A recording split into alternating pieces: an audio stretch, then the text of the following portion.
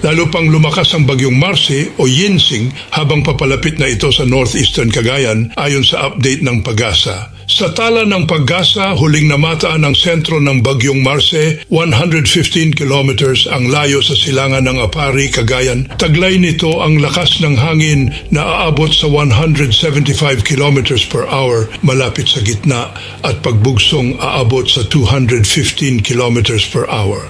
Kumikilos ito pa west-northwest sa bilis na 10 kilometers per hour. Sa forecast track ng Philippine Atmospheric, Geophysical and Astronomical Services Administration, magla-landfall o tatawid ang bagyong Marcy sa Babuyan Islands at sa northern portions ng mainland Cagayan, Ilocos Norte, Apayao o dadaan na malapit sa mga lugar na ito. Mula ngayong araw hanggang bukas ng madaling araw o November 8. Gayunpaman, sinabi ng Weather Bureau na sa landfall area, makakaranas sila ng potensyal na life-threatening conditions sa Babuyan Islands, sa northern portions ng mainland Cagayan, Ilocos Norte at Apayao dahil sa typhoon force winds, storm surge inundation at torrential rainfall. Pinag-iingat ang mga residente sa mga nasabing lugar sa posibleng pagbaha o pagguho ng lupa tuwing magkakaroon ng malalakas na pag-ulan.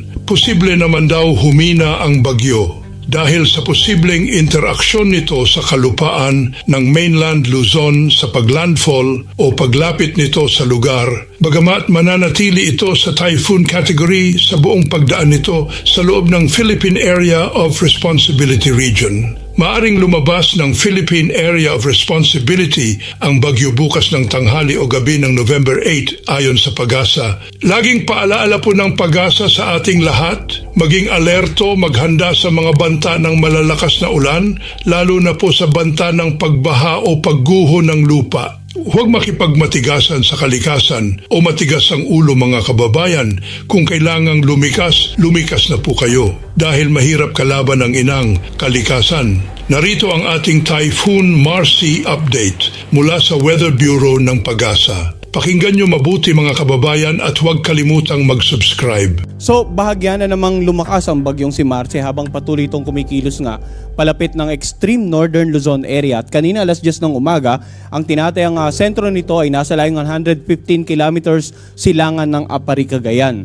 Taglay ng bagyo si Marcy ang lakas ng hangin na umabot hanggang 175 kilometers per hour malapit sa gitna nito at ang pagbugso naman aabot hanggang 215 kilometers per hour. Sa ngayon ay kumikilos ito sa direksyong west-northwest sa bilis naman na 10 kilometers per hour. So mapapansin natin yung sentro patuloy na lumalapit pero yung ilang bahagi ng northern Luzon ay babad na po sa ulap na dala nitong si Marcy. Yan ang dahilan kung bakit malayo pa yung sentro ay posibleng nakararanas na hindi lamang ng mga pag-ulan kundi ng malalakas na bugso ng hangin ang ilang bahagi nga ng northern Luzon area. But generally, lahat po ng babanggitin natin ng lugar na may warning signal ay dapat maging handa sa papalapit na bagyong si Marcy.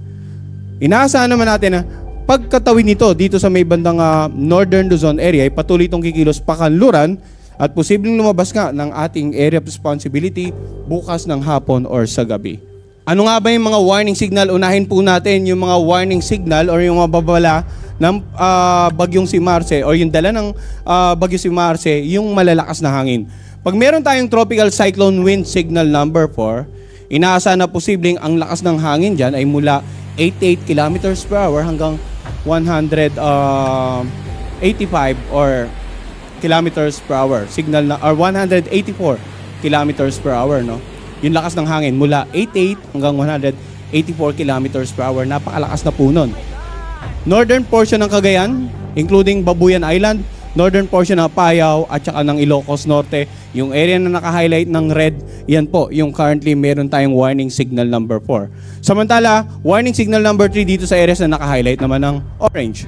Itong bandang Batanes area, natitirang bahagi ng Cagayan, natitirang bahagi ng Apayao, natitirang bahagi ng Ilocos Norte, at itong northern portion ng Ilocos Sur.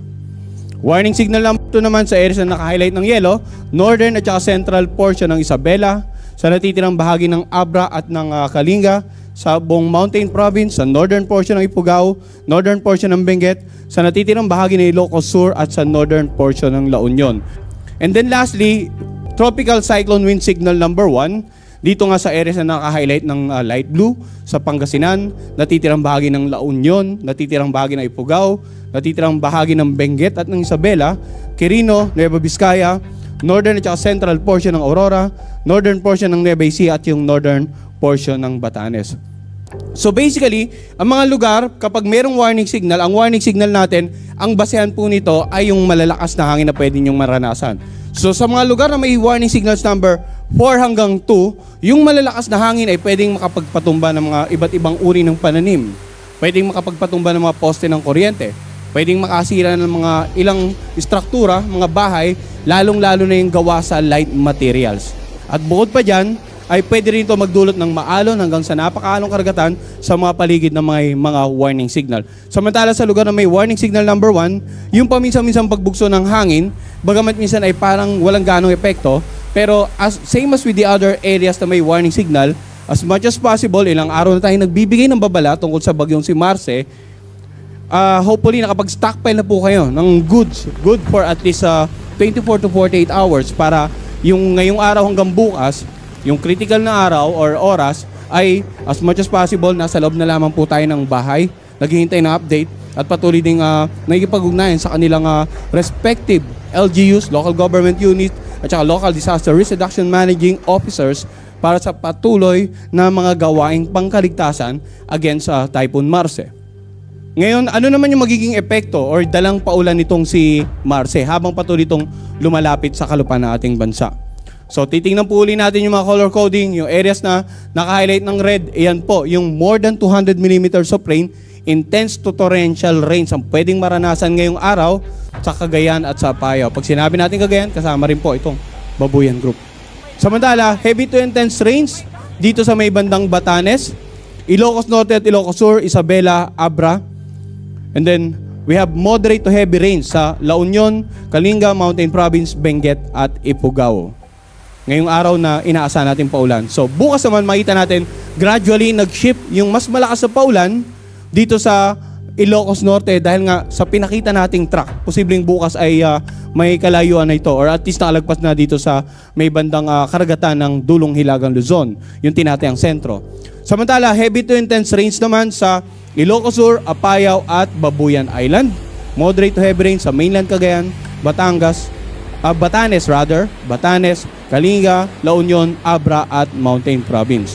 So ang ating forecast, the significant amount of rains ay hanggang 2 araw lamang sapagkat dun sa third day, sa darating na Sabado, inaasahan nga natin na posibleng tuluyan na itong nakalabas ng ating area of responsibility. So ano nga ba inaasahan nating pagkilos ng bagyong si Marce? So ngayong araw hanggang bukas yung critical sapagkat kung mapapansin natin sa ating forecast track, posibleng ngayong hapon sa pagitan ng alas 2 hanggang alas 6 ng 2 p.m. to 6 p.m. ay either tumama ito dito sa may bandang northeastern part ng Cagayan, sa may bandang Santa Ana area, or dito sa Camiguin Island. So yun yung nakikita natin na posibleng paglandfall ngayong hapon ng bagyong si Marce. And then inaasahan naman na paglagpas sa nabanggit nating lugar ay posibleng tumahak ito ng direksyong Pakanluran at maapektuhan ng Apayao at ang Ilocos Norte. Close approach ng sentro, Apayao at Ilocos Norte sa mga areas na to, or pwedeng kumbagang magiging more on southwest pang pagkilos nito, yung sentro ay pwede ring tahakin ang Apayao then Ilocos Norte. So, sino yung mga lugar na dapat maganda for potential landfall ngayong araw? Itong northeastern part ng Cagayan, itong Camiguin Island, and then itong Apayao, at saka itong Ilocos Norte. Ngayon, ano nga ba yung dapat nating isaalang-alang dahil sa inaasahan nating mga paulan? Lalong-lalo sa mga northern Luzon area, yung mga magiging actual na pag-ulan ay posibleng mas marami pa sa mga highly elevated or mountainous areas. Kaya maaaring yung mga pagbaha na dulot ng ulan ay hindi lamang mula sa direktang ulan na bumagsak sa inyong lugar, kundi maaaring sa mga mula tubig ulan na aagos from the mountaintops patungo sa mga waterways, for example, yung mga rivers patungo sa downstream community. Kaya't yung banta ng pagbaha, hindi lamang sa mga low-lying areas. May mga banta rin ng pagbaha sa mga komunidad na malapit sa gilid ng ilog sapagkat maaring umapaw yung level ng tubig dahil sa pag-agos ng tubig mula sa ilang lugar na nakaranas ng mas maraming paulan. So dapat identified po ng local government nyo, ng local disaster risk reduction managers, kung yung inyong po bang lugar ay daluyan ng tubig mula pa sa mga ibang bayan. So kung nakaranas ng mas maraming paulan yung ibang bayan, posibleng kahit minimal lang or kukunti yung paulan sa inyong lugar ay biglang tumaas yung level ng inyong ilog at magdulot nga ng mga pagbaha sa mga komunidad na nasa gilid ng ilog. Nandiyan pa rin yung banta rin ng mga pagguho ng lupa. Lalong-lalo kung ilang araw na pong yung napapansin na nag-uulan sa mga lugar nyo na malapit sa paanan ng bundok. Dahil posibleng malambot na yung kalupaan, hindi na makapag-absorb ng tubig ulan at yun nga, maging sanay ng mga biglang pagguho ng lupa. Ngayon, may banta rin po ng tinatawag nating storm surge, no? Or yung daluyong or yung matataas na pag-alon na pwedeng humampas sa mga coastal areas sa mga lugar dito sa Northern Luzon area. More than 3 meters ng taas ng alon pwedeng tumama sa northern coast ng Cagayan at sa northern coast ng Ilocos Norte. Naka-highlight po ng red yung mga areas na yun, mga coastal communities ng mga nabanggit nating lalawigan. Around 2.1 to 3 meters naman dito sa may bandang Batanes, sa mga baybayin ng eastern coast ng Cagayan, western coast ng Ilocos Norte at Ilocos Sur. Samantala, 1 to 2 meters naman sa mga coastal areas ng Isabela at sa northern La Union.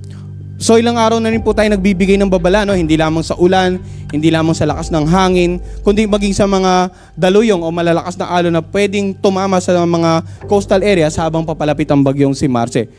Hopefully, sa mga oras na ito ay nakalikas na yung mga kababayan natin sa mga coastal areas sa mga mas mataas na lugar or sa mga designated evacuation centers, and then naitali na natin yung mga sakyang pandagat, yung mga bangka, para hindi ito basta din or mahampas patungo sa mga ibang lugar at masira ang mga ito.